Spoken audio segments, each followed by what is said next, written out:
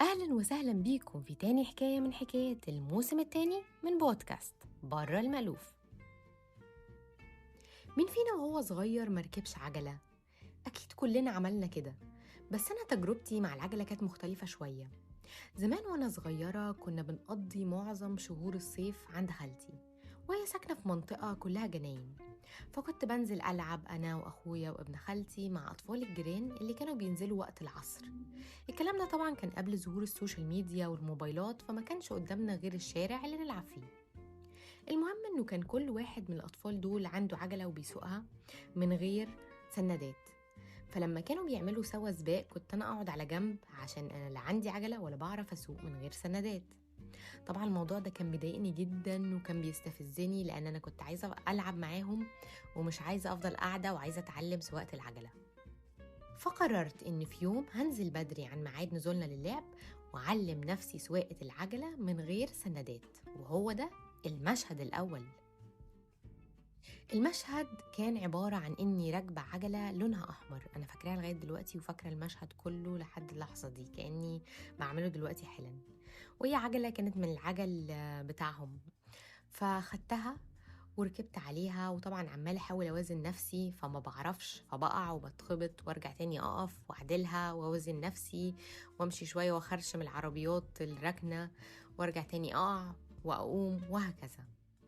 تقريبا اليوم ده انا ملعبتش معاهم خالص، وقلت انا هكمل وهتعلم سواقة العجلة، يعني هتعلمها. وفعلا على آخر اليوم عرفت أوازن نفسي ولف لفة كاملة وسوق العجلة من غير سندات. أنا طلعت البيت طبعا اليوم ده متخرشمة وإيديا ورجليا مليانة كدمات ودم وتعوير، بس مش مهم. المهم إنه الفرحة ما كانتش سايعاني، وكنت فخورة بنفسي جدا إني عرفت أتعلم سواقة العجلة من غير سندات لوحدي. وتاني يوم لعبت معاهم وشاركت في سباق العجل، وتقريبا كان يوم إعلان إنه أنا بعرف أسوق عجلة من غير سندات. ومن وقتها كل ما بشوف عجلة أو حد بيسألني بتعرفي تسوقي عجل من غير سندات ولا لأ، وقال يعني كده بيهزر وبيتريق، بحكي الحكاية دي بمنتهى الفخر والفرحة وأقول أيوة أنا اتعلمت سواقة العجلة لوحدي. طيب هو ده المشهد الأول، يا ترى إيه المشهد التاني؟ هتقولوا لي هو معقول القصة دي مشهدين؟ بالنسبة لي أيوة ليها مشهدين، وهو دايما ده اللي بحب أفكر نفسي بيه.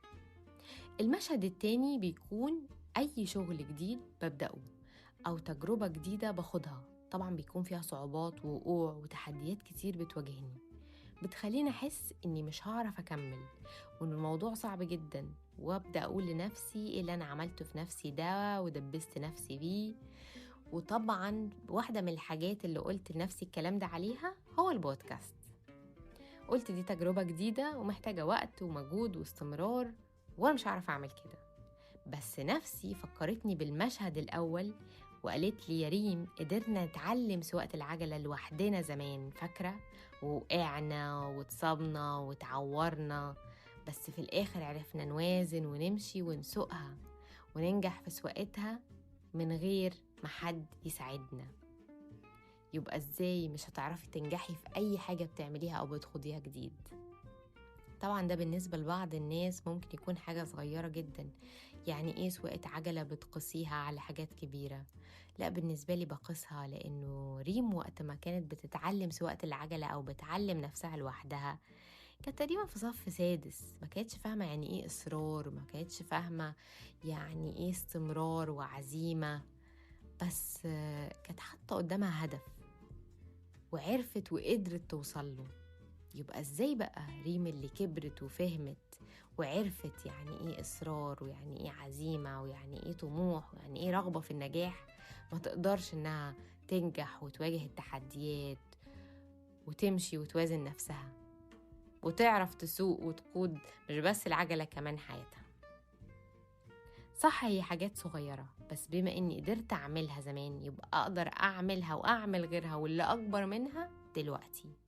وهو ده اللي أنا جاي أقوله، أكيد في حاجات كتيرة صغيرة في حياتكم قدرتوا تعملوها زمان وتنجحوا فيها لوحدكم. يبقوا فكروا كده، انتوا زمان بالعقلية الصغيرة قدرتوا تنجحوا فيها، يبقى ازاي بالعقلية الكبيرة مش قادرين تنجحوا في اللي أكبر منها؟ في أغنية حلوة قوي لحماقي من وقت ما سمعتها في 2019 حسيت كأني بقولها لنفسي، فحابة أهديها لنفسي تاني وأهديها لكم، وأهديها لأي حد فاكر إنه مش هيقدر يكمل، وأقوله أنت قدرت على حاجات أكيد صعبة زمان وأنت صغير، فافتكرها وقول لنفسك إنك هتقدر على كل اللي جاي. وبكده تكون خلصت حكاية النهاردة. انتظروني في حكاية جديدة. دمتم بخير. ريم محمود.